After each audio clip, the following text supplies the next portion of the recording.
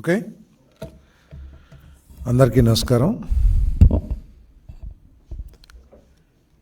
ఆంధ్రప్రదేశ్ ప్రజలు ఘనమైన విజయాన్ని అందించిన రోజు నుంచి కూడా గౌరవ ముఖ్యమంత్రి చంద్రబాబు నాయుడు గారు, లోకేష్ గారు, పవన్ కళ్యాణ్ గారు చెప్పేది ఒకటే విషయం. మనకి ప్రజలు చరిత్రలో ఎన్నడూ లేని విధంగా విజయాన్ని అందించారు. దీన్ని ఒక బాధ్యతగా తీసుకుని ఈ రాష్ట్ర అభివృద్ధి కోసం, రాష్ట్ర ప్రజల భవిష్యత్తు కోసం అందరం కష్టపడదాం. అంతేగాని రాజకీయ కక్షలకు కానీ, పొలిటికల్ విక్టిమైజేషన్ కానీ చేసే ఆలోచనతో పని చేయవద్దు. అందరం అనేక సందర్భాల్లో గత ప్రభుత్వం ద్వారా ఇబ్బంది పడ్డ వాళ్ళమే చట్ట వ్యతిరేకంగా. అయినా కూడా దాన్ని దృష్టిలో పెట్టుకోకుండా మన లక్ష్యం ఈ రాష్ట్రం అభివృద్ధి, ప్రజల భవిష్యత్తు, ప్రజల సంక్షేమం అని పదే పదే చెప్తూ వస్తూ ఉన్నారు. కానీ ప్రతిపక్షం ప్రతి విషయాన్ని కూడా రాజకీయం చేసి రాజకీయ లబ్ధి పొందాలని ప్రయత్నం చేయటం, సిగ్గు చేయటం చెప్పేసి నేను మనవి చేస్తా ఉన్నాను. విషయం లేని విషయాలు కూడా, ఎటువంటి సబ్స్టెన్స్ లేని విషయాలను కూడా రాజకీయ ప్రచారం కల్పించి ప్రభుత్వం మీద బురదలటానికి ప్రయత్నం చేయటం చాలా శోచనీయం అని చెప్పేసి మనవి చేస్తా ఉన్నాను. దాంట్లో భాగంగానే నిన్న మాజీ మంత్రి గారు జోగి రమేష్ గారి కుమారుణ్ణి అగ్రిగోల్డ్ భూ వ్యవహారంలో అరెస్ట్ చేయటం జరిగింది. ఆ విషయంలో సబ్జెక్ట్ మీద స్పందించుకోకుండా, జరిగిన తప్పొప్పుల మీద స్పందించుకోకుండా, ఇదేదో రాజకీయ కక్షతో చేస్తున్నారు, ఆ రోజు చంద్రబాబు నాయుడు గారి ఇంటి మీద దాడికి వెళ్ళినందుకు చేస్తున్నారు అని వక్రీకరించడానికి, ప్రజల దృష్టిని మరల్చడానికి ప్రయత్నం చేయటం శోచనీయం అని చెప్పేసి మనం చేస్తా ఉన్నాను. ఒకవేళ పొలిటికల్ విక్టిమైజేషన్ లేతే కక్ష సాధింపు ధోరణి ఉన్నట్లయితే వాళ్ళు బయటకు వచ్చి ఈ విధంగా మాట్లాడే అవకాశం కూడా ఉండేది కాదని చెప్పేసి మనం చేస్తా ఉన్నాను. నేను ఆయన ఒప్పుకున్నట్టు, జోగి రమేష్ గారు ఒప్పుకున్నట్లు చంద్రబాబు నాయుడు గారి ఇంటి మీద చేసిన దాడికి సంబంధించి చట్టం తన పని తాను చేసుకుంటూ పోతుంది. ఎవరైతే ఆ కేసుని పరిశీలిస్తున్నారో లేదా ఇన్వెస్టిగేట్ చేస్తున్నారో అధికారులు చర్యలు తీసుకుంటారు. కానీ నిన్న జరిగిన సంఘటన ఏదైతే ఉందో వారి కుమారుడు అరెస్టు, అది కేవలం అగ్రిగోల్డ్ భూములకి సంబంధించిన విషయంలోనే అరెస్ట్ అయ్యారని చెప్పేసి మనం చేస్తాం. నేను అది కూడా ప్రభుత్వం ఏదో ఉద్దేశపూర్వకంగా అరెస్ట్ చేసింది కాదు. అగ్రిగోల్డ్ సంస్థ తమ భూములు అన్యాక్రాంతం అవుతున్నాయి, తమ భూముల్ని తప్పుడు ధృవీకరణ పత్రాలతో లేకపోతే తప్పుడు డాక్యుమెంట్స్తో ఆక్రమించుకుంటున్నారని చెప్పేసి కేసు ఇచ్చిన సందర్భంలో ఈ అరెస్టులు జరిగినాయి అని చెప్పేసి మనం చేస్తాను. ఈడీ అటాచ్మెంట్లో ఉన్న భూముల్ని జోగి రమేష్ గారి కుటుంబం, అంటే వారి కుమారుడు కానివ్వండి, వాళ్ళ బాబాయ్ కానివ్వండి, ఇంకా అనేక మంది అధికారుల సహకారంతో ఆ రోజు అధికారంలో ఉన్న మంత్రిగా ఉన్న జోగి రమేష్ గారి కుటుంబ సభ్యులు ఈ భూమిని చట్ట వ్యతిరేకంగా కొని విక్రయించారు కాబట్టి ఈరోజు అరెస్టు జరిగింది. కానీ వేరే ఉద్దేశం కాదని చెప్పేసి నేను చాలా స్పష్టంగా తెలియజేస్తా ఉన్నాను. నేను ఎందుకంటే ఈ అగ్రిగోల్డ్ సమస్య అనేది ఇటీవల వచ్చిన సమస్య కాదు. అది 2014, 2019 మధ్యలోనే ఈ అగ్రిగోల్డ్ సమస్య అందరికీ తెలిసిందే. చాలామంది డిపాజిట్లు కోల్పోయారు. వారి ఆస్తుల్ని మరి అన్యాక్రాంతం కాకుండా ఆస్తుల ద్వారా ఎవరైతే పెట్టుబడి పెట్టారో ఆ కంపెనీలో వారికి న్యాయం చేయాలనే ఆలోచనతో మరి 2000 జీవో నెంబర్ 117 14/8/2018, జీవో నెంబర్ 133 17/10/2019 స్పష్టంగా ఆదేశాలు ఇచ్చారు. విజయవాడ రూరల్లోని అంబాపురం గ్రామంలో అగ్రిగోల్డ్కు ఉన్న భూములు ఈడీ అటాచ్మెంట్లో ఉన్నాయి.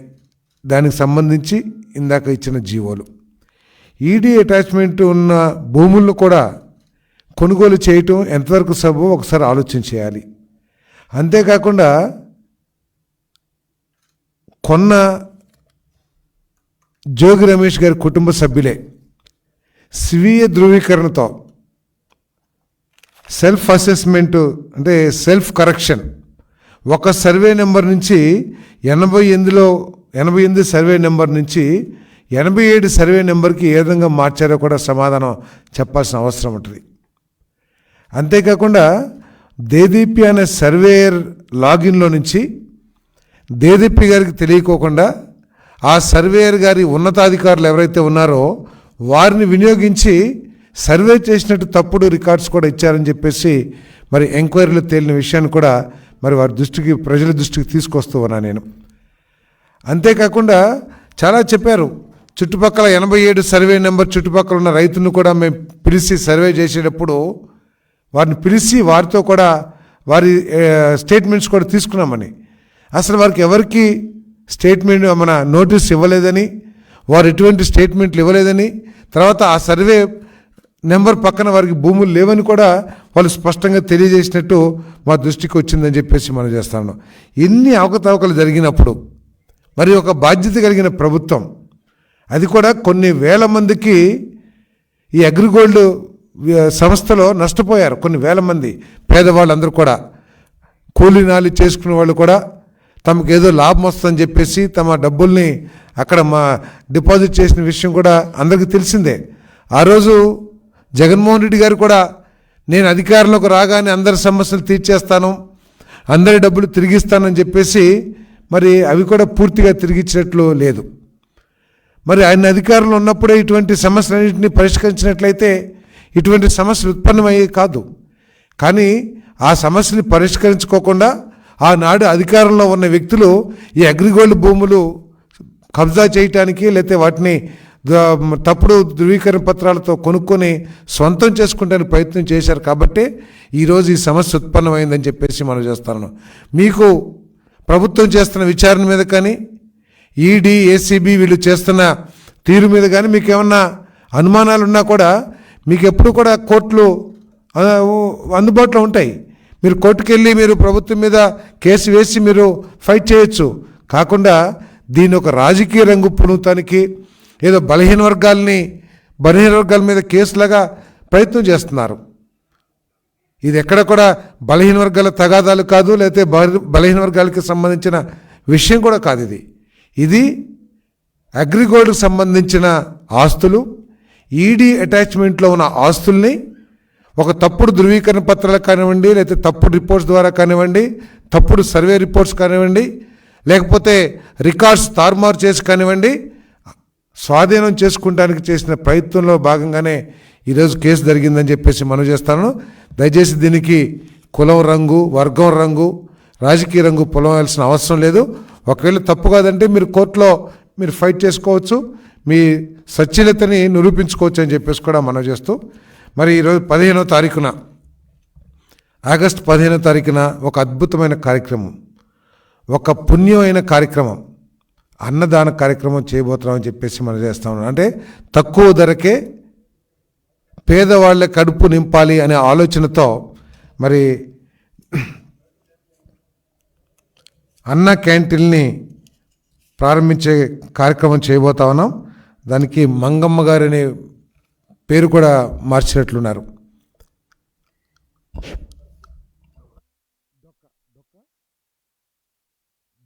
సీతమ్మ అన్న క్యాంటీన్ని 15వ తేదీన ప్రారంభించబోతా ఉన్నాం. ఆ రోజు మొట్టమొదటిగా 183 క్యాంటీన్లు ప్రారంభించాలని ఆలోచన చేశాం. మొత్తం 203 క్యాంటీన్లు ఉన్నాయి. మరి వివిధ దశల్లో మొత్తం 203 క్యాంటీన్లు కూడా ప్రారంభించడం జరుగుతుందని చెప్పేసి మనం చేస్తా ఉన్నాం. 5 సంవత్సరాల్లో దాదాపు 4.5 కోట్ల మంది పేదవాళ్ళ ఆకలి తీర్చిన కార్యక్రమం ఇదని చెప్పేసి మనం చేస్తా ఉన్నాను. ఇంత గొప్ప కార్యక్రమాన్ని కేవలం కక్షపూరితమైన ఆలోచనతో, పేదవాడు కడుపు నింపుకొని సంతోషపడకూడదనే ఒక దిగజారిన ఆలోచనతో ఈ అన్న క్యాంటీన్ని గత ప్రభుత్వం మూసేసింది.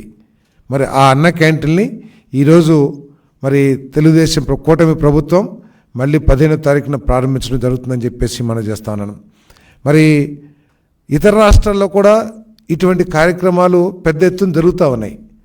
నిజంగా జగన్మోహన్ రెడ్డి గారు చెప్తారు ఈ మధ్య ప్రజాస్వామ్యం అని మాట్లాడుతూ ఉన్నారు. కక్ష ఏదో తెలుగుదేశం పార్టీ కక్షపూరితంగా వ్యవహరిస్తుందని చెప్పేసి.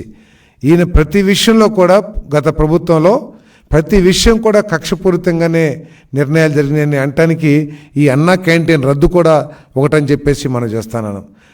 మన తమిళనాడులో కూడా అమ్మ క్యాంటీన్లు అని చెప్పేసి అక్కడ కూడా పేదవాళ్ళకి కడుపు నింపే కార్యక్రమం చేస్తూ ఉన్నారు. మరి తర్వాత అధికారంలోకి వచ్చిన స్టాలిన్ గారు ఎక్కడ కూడా రాజకీయ కక్షతో కానీ లేతే వేరే వాళ్ళ పేర్లు ఉండకూడదు, నా పేర్లే ఉండాలనే ఆలోచనతో ఎక్కడ కూడా ఆ క్యాంటీన్లు రద్దు చేస్తాం కానీ లేదు ఆ క్యాంటీన్ పేరు అమ్మ క్యాంటీన్ అనే పేరుని మారుస్తాను కానీ ప్రయత్నం చేయలేదనే విషయాన్ని గుర్తించాల్సిన అవసరం ఉందని చెప్పేసి మనం చేస్తాను.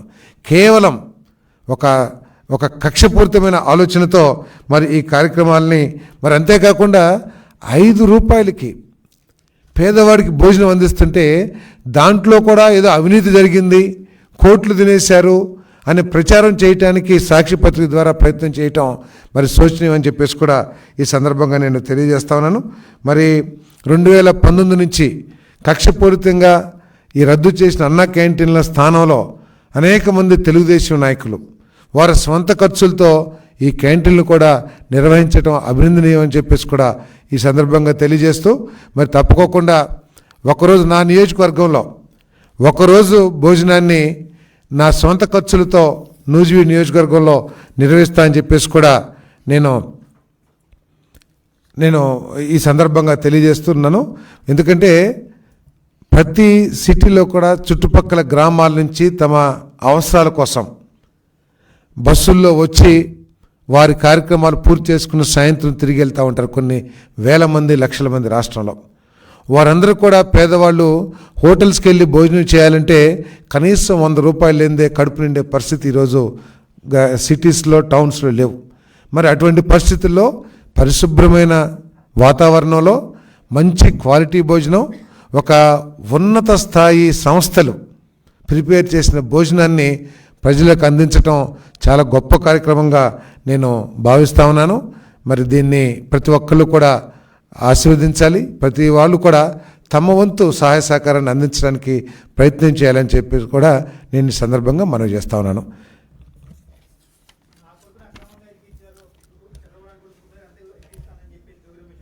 ఏమండి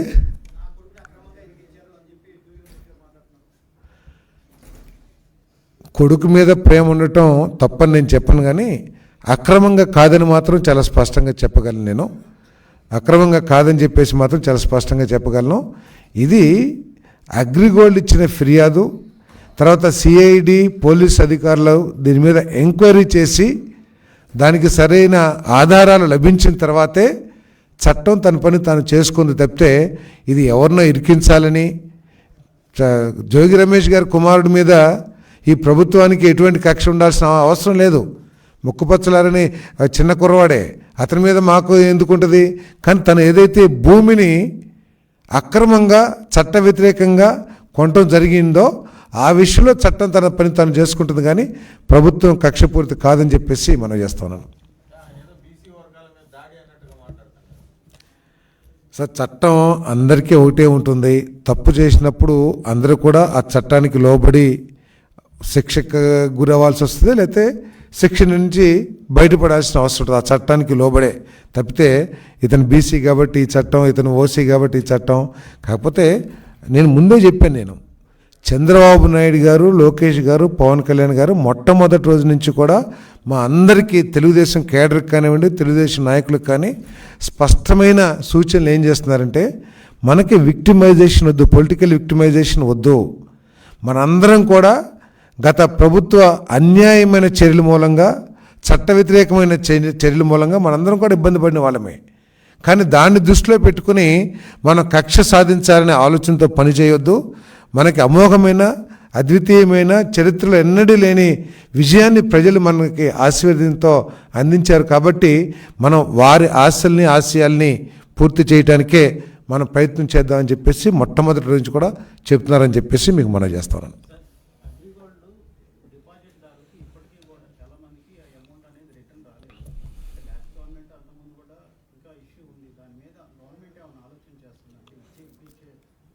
గత ప్రభుత్వం చాలా ఘనంగా చెప్పింది అందరికీ ఇచ్చేస్తామని చెప్పేసి, కానీ కొంతమందికి ఇచ్చిన తర్వాత చేతులు దులిపేసుకుంది. మరి తప్పకుండా ప్రభుత్వం దృష్టికి వచ్చి ఉంటుంది. దీని మీద పూర్తి సమాచారం లేదు, తెలుసుకుని తెలియజేస్తాను.